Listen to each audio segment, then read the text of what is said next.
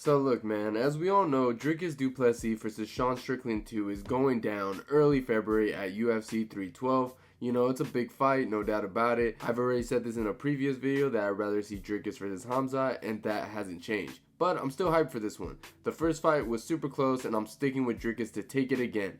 I think he wins another close decision, probably one that stirs up some controversy, let's be real. But honestly, that's not the main focus here. What I'm really hoping for is that Dricus gets through this fight because, let's be real, everybody wants to see Hamzat versus Dricus. That's the fight fans are dying for. And I'm right there with them. Fingers crossed we get that matchup next. And man, I feel like a lot of fans are disrespecting Dricus in this matchup because if you look at the betting odds, you would notice that people are expecting Hamzat to smash Dricus like easy. And look, man, I don't really get it because Dricus has built a career off proving people wrong. He's been the underdog so many times. Just look at his fight with Robert Whittaker. Everyone thought he'd lose and he absolutely bulldozed his way to the win.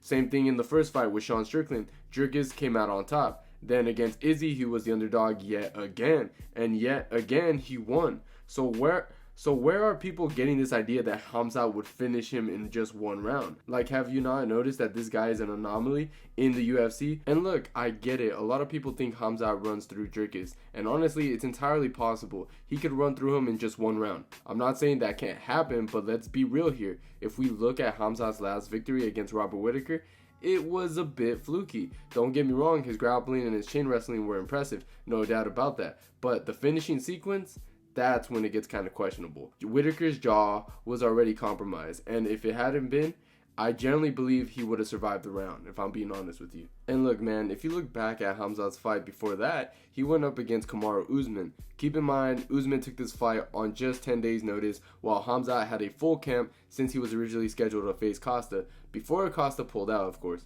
I think this fight gives us a glimpse of how Dricus versus Hamzat could potentially play out. Right from the start, Hamzat came in like a man possessed, rushing Usman and taking him to the ground almost immediately. And in that first round, it was all Hamzat.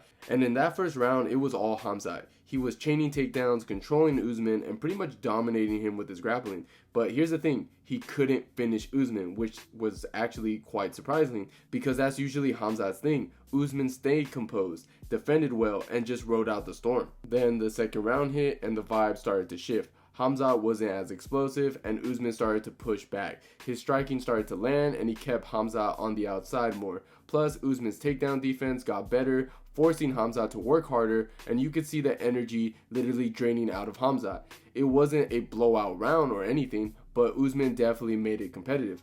And as we all know, by the end of the third round, Hamzat was looking tired, his pace slowed down a lot, and Usman capitalized. He was landing the cleaner shots, controlling the distance, and making it a close fight. Hamzat still had his moments in the fight, and he barely edged out a decision. Now, to be fair, that's one of the greatest welterweights of all time, but it did give us similar ideas how potentially Dricus could beat Hamzat. Let's start with Dricus' size and frame. This dude is built like a brick wall. Seriously.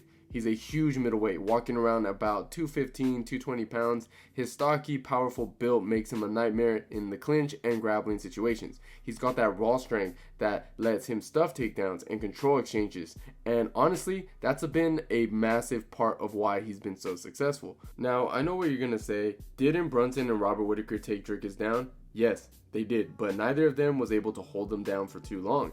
Time after time again, Dricus has proven how durable he is. He can take damage, survive, and get back to his feet. That's what makes him so dangerous. He doesn't just weather the storm, he comes back stronger and keeps the pressure on his opponents. It's a quality that could make the difference in a fight against someone like Hamzat. Plus, nobody's really talking about this, but Hamzat hasn't faced a true massive middleweight yet. Look at his last 4 fights. Robert Whittaker, Kamaru Usman, Kevin Holland, and Gilbert Burns. All of them are either welterweights or smaller middleweights. Kevin Holland is a lanky 170 pounder at best. Gilbert Burns used to fight at 155, and Usman is a true welterweight who only moved up to middleweight to take that fight.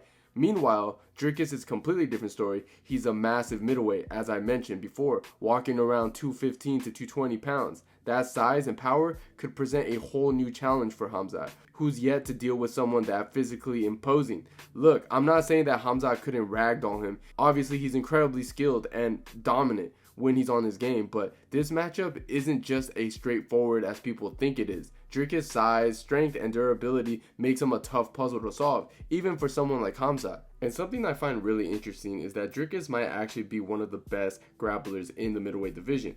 Yeah, Whitaker has a solid reputation as one of the best anti-wrestlers out there, and he's definitely good at defending takedowns and scrambling. But when you look at Dricus, he looks more versatile, and he has more tools to work with in the grappling situation. Dricus doesn't just rely on takedown defense, he's dangerous everywhere. He's got solid submissions, whether he's on top or on his back, and he's shown that he can handle himself in the clinch too. He's strong, technical, and knows how to use his size to control exchanges. And the thing is, he's not just trying to survive the grappling exchanges, he uses them to wear his opponents down and find openings. What makes him stand out even more is how he blends his grappling with his striking. He consistently mixes things up, and that keeps his opponents guessing. It's not just about stuffing takedowns or going for submissions, it's the way he can turn grappling exchanges into opportunities to control the pace and set up his attacks. That's why I do believe that Dricus is a tougher matchup for Hamzat than people realize. Hamzat's chain wrestling and top control are great, but Dricus has the strength, skills, and endurance to make him work for it. And if Hamzat has to work harder than he used to, that's when things get interesting. Like I mentioned earlier, Hamzat only really has about like 1 or 2 rounds of solid cardio, and that's because he pushes so hard in the first round to get that finish. If he doesn't get it and Dricus starts pushing back, things can get messy fast. Dricus thrives in chaotic fights. If he forces Hamzat to fight on his terms with wild exchanges and constant pressure, Hamzat could be in serious trouble. Hamzat's striking isn't anything special. Sure, he has a decent jab, but he's very hittable, and we've seen that in his fights with Gilbert Burns and Usman. Both of them were able to tag him repeatedly, exposing holes in his striking defense. And while Hamzat is strong and aggressive, he doesn't have the size advantage at middleweight like he does in welterweight. He can't rely on his physicality the way someone like Dricus can. Dricus is a big, powerful middleweight who can absorb damage and keep coming forward, and that's a huge problem for someone like Hamzat, who relies so heavily on overwhelming his opponents early. And look man, when you combine Hamzat's limited cardio, hittable striking, and the fact that he's not the biggest middleweight, it's a recipe for a disaster. If Dricus can survive the early storm, Dricus' tough size and ability to thrive in the messy, high-pressure fights could turn this into a nightmare matchup for Hamzat if he doesn't get the quick finish. And as we all know, Dricus doesn't really slow down. I mean, sure, he gets tired like anyone else, but the way he just keeps pushing the pace is insane. Like the guy has an extra lung or something. He just doesn't stop coming at you.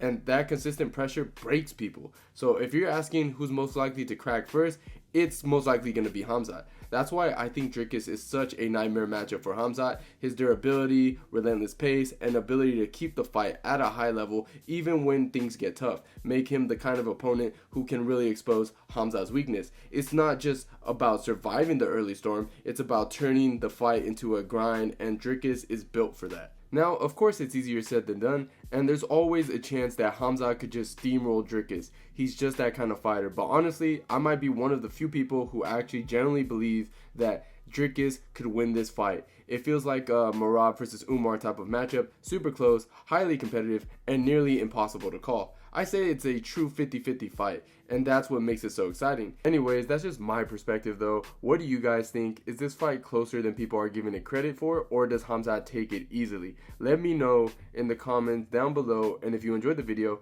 please leave a like, and don't forget to subscribe to the channel if you haven't already. And like always guys, I'll see you guys on my next one.